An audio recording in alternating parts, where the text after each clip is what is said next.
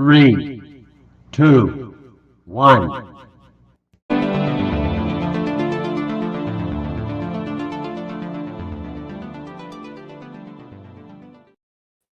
Hello and welcome to another episode of the Fantasy Football Happy Hour podcast. It is Sunday and we are in championship week. I know that is a lot to be excited about as we make our way toward the Super Bowl, which is coming up quickly. Before we dive into the championship game previews, let's talk about where we are with some of the head coaching news.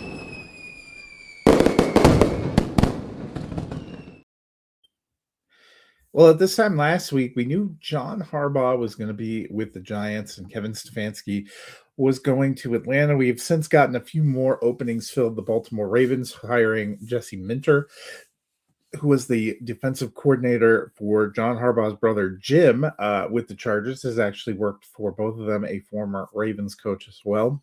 So an interesting fit there. The Miami Dolphins went with Jeff Hafley, who was the defensive coordinator for the Green Bay Packers. So adding to their kind of focus maybe on defense. They also recently promoted Bobby Slowick to be their offensive coordinator there. Be curious to see how that all works out. But probably then Robert Saleh went and was hired by the Tennessee Titans in the wake of the loss to the Seattle Seahawks that kind of ended the things for the 49ers. Saleh is now moving on, moving into a head coaching position again after 1 year back with the 49ers. Probably the biggest one, which dropped last night, is that Mike McCarthy has verbally agreed to terms with the Pittsburgh Steelers, waiting on a contract there, but definitely an interesting situation. It's also an interesting situation left for the four open jobs. We still have the Arizona Cardinals, who moved on from Jonathan Gannon, the Buffalo Bills, who surprisingly moved on from Sean McDermott after the divisional round, the Cleveland Browns, whose former coach Kevin Stefanski already has a new spot in Atlanta, and the Las Vegas Raiders, who hold the number one overall pick. So we will wait and see where those all shake out, but certainly still some openings left to fill. So that'll do it for new coaching news. Let's talk about games of the week.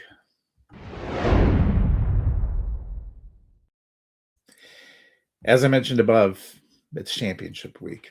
We have 2 games left to decide who goes to the Super Bowl, which will be played 2 weeks from today. So a lot of fun to be had going on.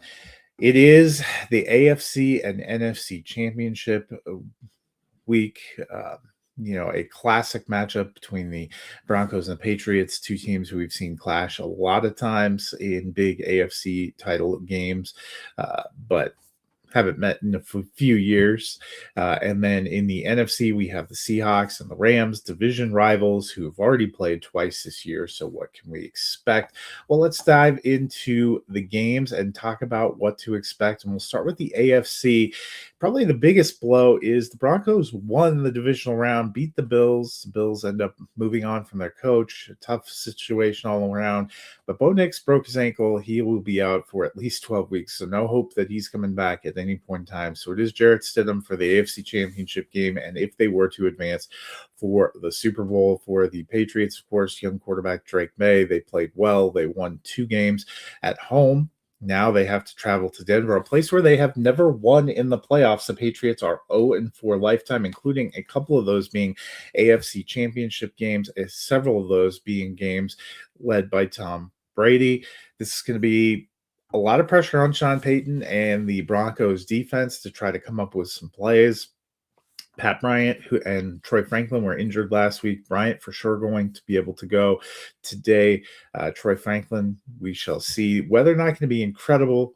Probably right around 20 when the game starts. Wind chills much lower than that. Probably some flurries and light snow during the game. So something to keep an eye on.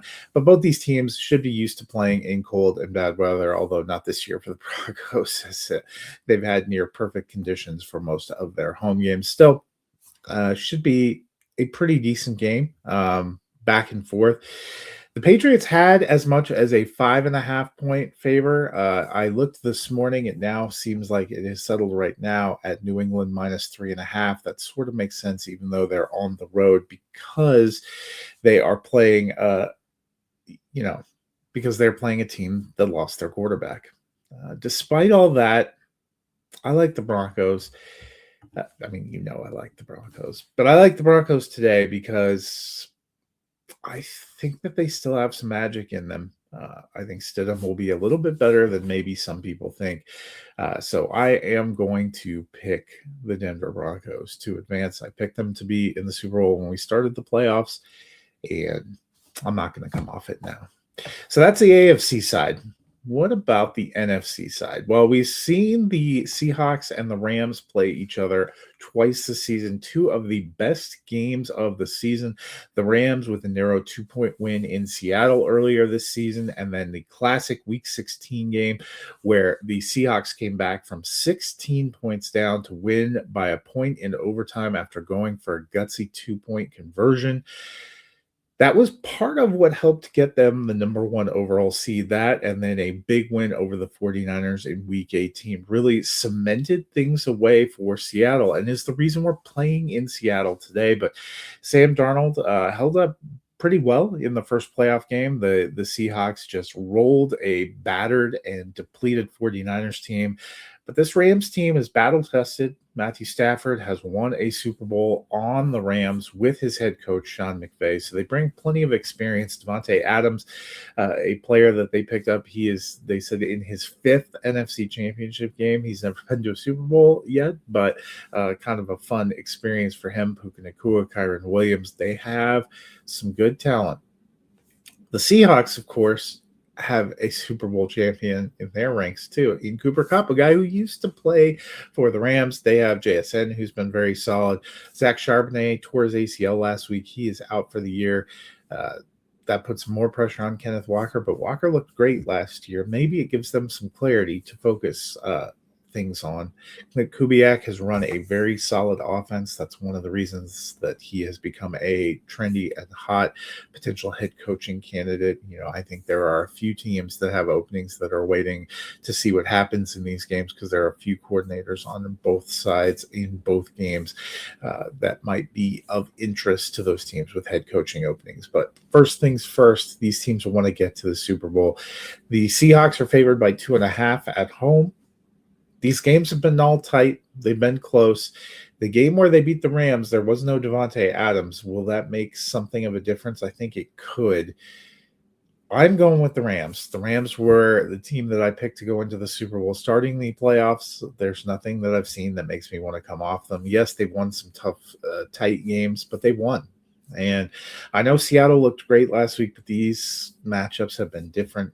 I think the Rams are ready. I think they are battle tested. So I'm going with the Rams. So my final picks, the Broncos in the AFC Championship game, the Rams in the NFC Championship game. We will see who ends up playing in the Super Bowl 2 weeks from today. I will be back previewing that game, talking about a few of the fun props, some things like that. So hope you guys have a wonderful championship week. We'll see what other coaching openings get filled, and I will be back to preview the Super Bowl in a couple of weeks. Until then, hope you guys have a wonderful Sunday.